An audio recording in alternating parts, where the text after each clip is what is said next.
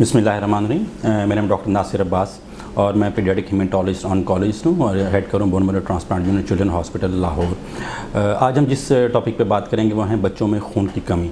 आपको पता है कि खून की कमी का होना तकरीबन यहाँ पे मोर देन 70% बच्चे हमारे पाकिस्तान में ऐसे हैं जो कि खून की कमी का शिकार रहते हैं।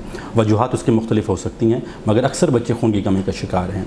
अगर हम वजूहात की बात करें कि बच्चों में खून की कमी क्यों होती है तो हम इसे थोड़ा सा फ़र्क कर लेते हैं कि किस उम्र में खून की कमी हुई है।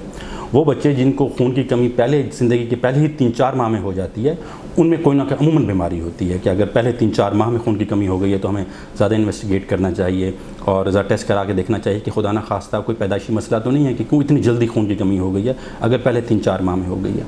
अगर 6 माह की उम्र के बाद यानी कि जब उन्होंने सॉलिड खुराक शुरू की, दूध से निकल के सॉलिड खुराक शुरू की और उसके बाद से लेकर 10 साल की उम्र तक में अगर उन्हें खून की कमी होती है या उससे बड़ी उम्र में भी, तो उसकी मोस्ट कॉमन रीज़न जो है वो है आयरन डिफिशिएंसी। पाकिस्तान में जो हम लोग जब रिसर्च करते हैं तो हमारे 50% से ज़्यादा बच्चे ऐसे हैं जो आयरन डिफिशिएंसी का शिकार हैं, आयरन की कमी का शिकार हैं। आयरन की कमी की सबसे कॉमन वजह वो होती है बच्चों को ज़्यादा दूध पिलाना। वो बच्चे जिनको दूध ज़्यादा दिया जाता है, जिससे हमने पहले कहा कि पहले 6 माह तो बच्चे को सिर्फ दूध पिलाना चाहिए, माँ का दूध, या अगर माँ का दूध अवेलेबल नहीं है तो दूसरा दूध। उसके बाद फिर उसको आहिस्ता आहिस्ता सॉलिड शुरू कराना चाहिए। अगर बच्चे को वक्त पे सॉलिड शुरू नहीं कराएंगे या आप दूध ज़्यादा देते चले जाएंगे तो नतीजा ये होगा कि बच्चे में खुराक की कमी होनी शुरू हो जाएगी, आयरन की कमी होनी शुरू हो जाएगी और बच्चे में खून की कमी वाक़या होना शुरू हो जाएगी। अभी रिसेंटली जो रिसर्च पब्लिश हुई है उसकी ज़्यादा दूध पीने से 35% बच्चे ऐसे थे जो ज़्यादा दूध पीने की वजह से खून की कमी का शिकार थे। तो इसलिए कितना इंपॉर्टेंट है ये समझना कि 6 माह की उम्र के बाद हमने आहिस्ता आहिस्ता ग्रेजुअली बढ़ाते चले जाना है सॉलिड खुराक को और 2 साल की उम्र में हम कहते हैं कि 15 आउंस से ज़्यादा दूध कोशिश करेंगे ना दें, यानी कि 2-3 फीडर से ज़्यादा ना दें बच्चे को। और ज़्यादा उसको अगर वो रोता भी है, भूख से आदत बन जाती है बाज़ औक़ात बच्चों की, तो ज़्यादा आप उसे सॉलिड ही दें। अगर किसी भी वजह से अब खुराक की कमी हो गई है, आयरन की कमी हो गई है, तो फिर हमें आयरन रिप्लेस करना पड़ता है।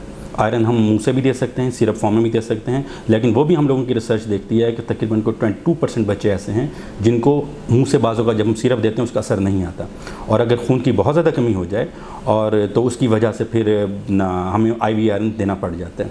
अच्छा, एक और चीज़ जो बड़ी इंपॉर्टेंट है कि मैं आपको बताता चलूँ कि आयरन की कमी जो है ये सिर्फ खून के लिए लाजमी नहीं है।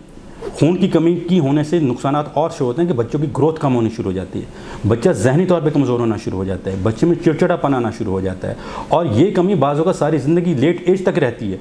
इसलिए जो बाज़ों का हमें लगता है कि बड़ी उम्र में कुछ मसले मसाले होते हैं वो बाज़ों का ब्रेन ग्रोथ की वजह से होते हैं, जो बचपन में बच्चों को वक्त पर आयरन नहीं मिला हुआ और जो उनमें खुराक की कमी हुई भी होती है। तो इसलिए बहुत इंपॉर्टेंट है कि देखना कि किस उम्र में कमी शुरू हुई है। अगर पहले चंद माह में शुरू हुई है तो हमें फ़ौरन टेस्ट कराने चाहिए, देखना चाहिए कि खून टूट तो नहीं रहा। 6 माह की उम्र के बाद अगर शुरू हुई है ज़्यादा खून की कमी तो फिर हमें टेस्ट कराने चाहिए और देखना चाहिए कि आयरन की कमी तो नहीं है। एक और वजह दूध ज़्यादा पिलाने के बाद दूसरी बड़ी वजह होती है कि आयरन का कम अब्सॉर्ब होना। बाज़ों का हमारी बीमारियाँ होती हैं, सीलिक डिजीज़ या कुछ और बीमारियाँ जिसमें आंतें जज़्ब भी कम करती हैं, खून की कमी का बायस बन जाती हैं कि आयरन हम दे रहे होते हैं, हम नॉर्मल खुराक दे रहे होते हैं, हम उनको पत्तों वाली सब्जियां भी दे रहे होते हैं, हम उन्हें गोश्त भी दे रहे होते हैं जिसमें आयरन मौजूद होता है, मगर उसके बावजूद भी बच्चे में खून की कमी हो जाती है तो उसमें नेचुरली अब्जॉर्ब करने की सलाहियत ही काफ़ी कम होती है, तो फिर हमें उसको टेस्ट करना चाहिए। तीसरी एक और चीज़ जो हमें पता है कि वो है थैलेसीमिया ट्रेट, जो खून की कमी की वजह होती है। हम थैलेसीमिया ट्रेट के बारे में बता दूँ कि बीमारी नहीं है, ये सिर्फ एक कैरियर स्टेज है कि इस बच्चे में हमें पता होगा कि इस बच्चे की HB या खून की जो कमी है वो 10-11 तक रहेगी और नॉर्मल रहती है। ये सारी ज़िंदगी नॉर्मल चलती रहती है, हम 10-11 से ज़्यादा एक्सपेक्ट नहीं करते। तो इसलिए हमें पता होना चाहिए कि अगर बच्चे को खून की कमी हो रही है तो किस एज में शुरू हुई है, नंबर 1। अगर जल्दी शुरू हुई है तो उसकी क्या वजूहात हैं। अगर ज़रा लेट एज में शुरू हुई है तो हम आयरन की कमी चेक कर लें, आयरन के लेवल करा लें। अगर वो नॉर्मल है तो फिर हम थैलेसीमिया ट्रेट या सीलिक डिजीज़ या बाकी बीमारियों की तरफ जाएँ। बस इंपॉर्टेंट ये देखें कि सब कुछ काबिल इलाज है अगर इसका इलाज वक्त पे कर लिया जाए।